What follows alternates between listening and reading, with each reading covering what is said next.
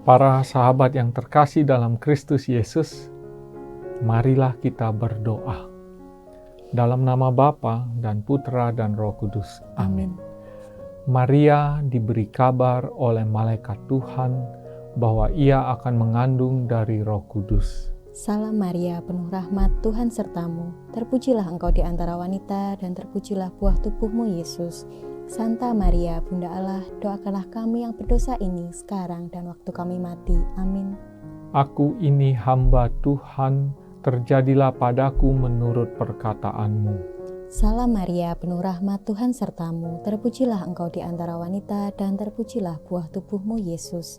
Santa Maria, Bunda Allah, doakanlah kami yang berdosa ini sekarang dan waktu kami mati. Amin. Sabda sudah menjadi daging dan tinggal di antara kita. Salam Maria, penuh rahmat, Tuhan sertamu. Terpujilah engkau di antara wanita dan terpujilah buah tubuhmu Yesus. Santa Maria, Bunda Allah, doakanlah kami yang berdosa ini sekarang dan waktu kami mati. Amin.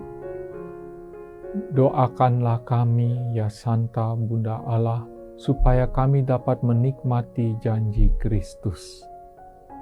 Marilah berdoa. Ya Allah, karena kabar malaikat kami mengetahui bahwa Yesus Kristus Putramu menjadi manusia. Curahkanlah rahmat-Mu ke dalam hati kami, supaya karena sengsara dan salibnya, kami dibawa kepada kebangkitan yang mulia, sebab Dialah Tuhan pengantara kami. Amin. Para sahabat, mari kita mendengarkan sabda Tuhan. Aku akan mengutus Nabi Elia kepadamu menjelang datangnya hari Tuhan. Pembacaan dari kitab Maleaki. Beginilah firman Tuhan semesta alam. Lihat, aku menyuruh utusanku supaya ia mempersiapkan jalan di hadapanku. Dengan mendadak, Tuhan yang kamu cari itu akan masuk ke bait-Nya. Malaikat perjanjian yang kamu kehendaki itu, sungguh ia datang. Siapakah yang dapat tahan akan hari kedatangannya? Siapakah yang dapat tetap berdiri apabila ia menampakkan diri? Sebab ia laksana api, tukang pemurni logam, dan seperti sabun, tukang penatu.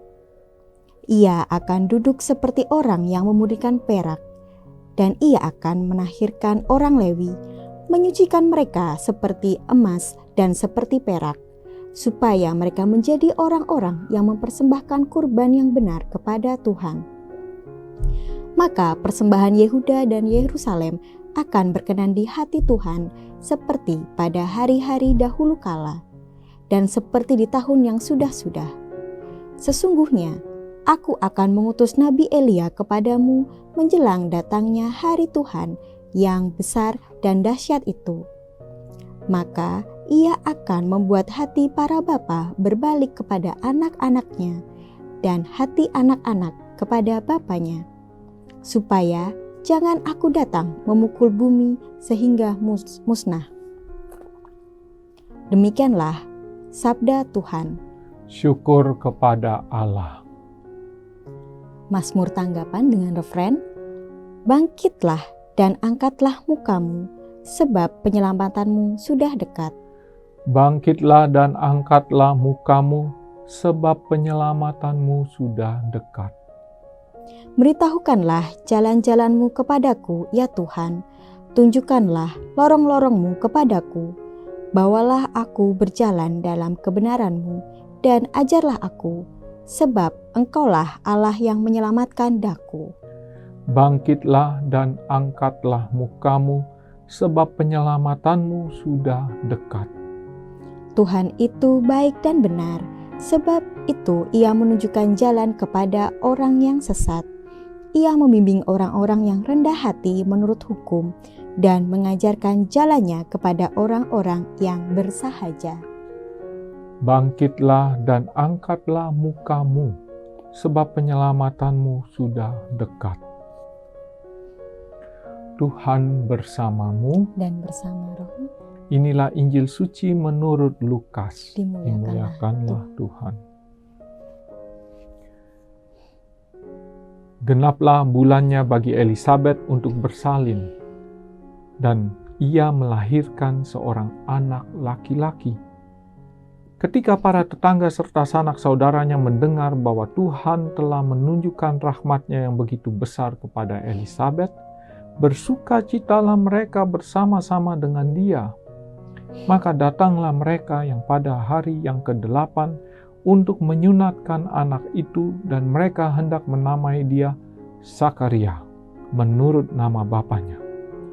Tetapi Elisabet ibunya berkata, "Jangan, ia harus dinamai Yohanes."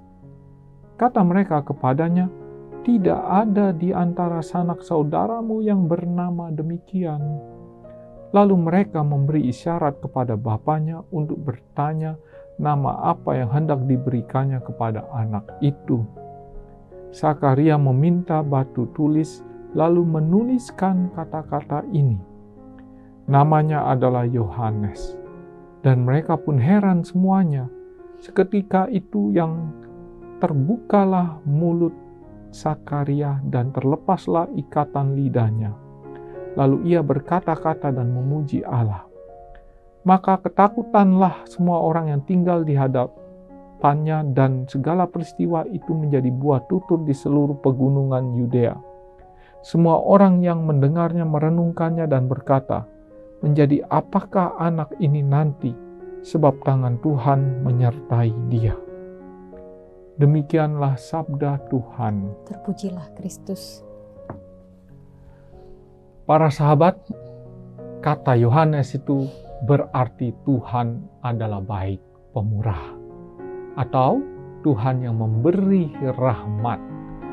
Kelahiran Yohanes merupakan tanda cinta Tuhan atas mereka yang senantiasa memiliki pengharapan yang kokoh atas janji Allah, sekalipun di usia terbilang renta. Kemurahan hati Tuhan itu melepaskan orang dari kesusahan hidupnya. Sakaria dan Elisabet menikmati rahmat Tuhan itu, dan mereka dilepaskan dari belenggu pandangan masyarakat yang melihat mereka sebagai orang yang kurang atau buruk karena tak mempunyai keturunan. Yohanes sendiri menjadi orang yang berkenan di hadapan Allah. Ia menjadi orang yang besar, sebagaimana Injil Lukas mengatakan, di antara mereka yang dilahirkan oleh perempuan, tidak ada seorang pun yang lebih besar daripada Yohanes. Namun yang terkecil dalam kerajaan Allah lebih besar daripadanya. Dalam Injil Yohanes kita juga mendengar bahwa Yohanes Pembaptis mengambil sikap. Ia harus semakin besar, tetapi aku harus semakin kecil. Ia merujuk pada kata Yesus. Para sahabat, kita belajar untuk menjadi kecil sama seperti Yohanes Pembaptis. Ada sebuah cerita seperti ini. Umat sebuah paroki bertanya-tanya kemana pasturnya setiap malam minggu. Ada yang menduga dia punya hidup rahasia, tapi kebanyakan menyangka bahwa pasturnya sedang berdoa dan bermeditasi untuk mencapai pengetahuan tentang Yang Maha Kuasa secara sembunyi-sembunyi. Mereka sangat penasaran sehingga mereka menugaskan salah seorang dari mereka untuk menjadi mata-mata dan mengikutinya. Inilah yang dilihat oleh petugas itu. Sang pastor setiap malam minggu menyamar dengan pakaian petani dan melayani seorang bapak beragama lain yang lumpuh di rumah bapak itu, membersihkan kamarnya dan menyiapkan makanan untuknya di hari Minggu. Ketika mata-mata itu kembali, umat bertanya, "Kemana pastor pergi? Apakah Tuhan menampakkan diri kepadanya dan membawa dia pergi jauh dan tinggi? Apakah dia bermeditasi sampai naik ke surga?" "Tidak," jawab orang itu. "Ia pergi bahkan lebih tinggi." Saudara-saudariku yang terkasih, Yesus memberikan jalan paradoks. Untuk mencapai keselamatan kita, kita perlu menjadi yang kecil, bahkan yang paling kecil ketika menghidupi iman kita, agar kita ditinggikan sedemikian rupa oleh Allah. Hari ini orang yang paling kecil adalah orang yang lebih besar dari Yohanes Pembaptis, karena Allah menyukai orang-orang yang melayani, terlebih orang-orang yang melayani mereka semua yang dianggap rendah oleh masyarakat, dijauhi bahkan disingkirkan. Kita boleh menimba inspirasi dari banyak umat yang melayani panti asuhan, panti werda, mengunjungi penjara, dan kita mensyukuri semua inspirasi yang datang dari tindakan mereka itu. Kita hari ini diajak untuk menjadi besar seperti bahkan melampaui Yohanes sendiri, tetapi juga harus melalui jalan kecil itu. Menjadi yang terkecil adalah jalan menjadi yang terbesar di mata Tuhan. Dan inilah jalan paradoks keselamatan kita. Semoga kita mau belajar jalan paradoks Tuhan ini. Amin. Mari kita menerima berkat dari Tuhan. Tuhan bersamamu dan bersama rohmu. Allah Bapa yang Maha Pengasih itu memberkati hidup saudara-saudari sekalian dalam nama Bapa dan Putra dan Roh Kudus. Amin.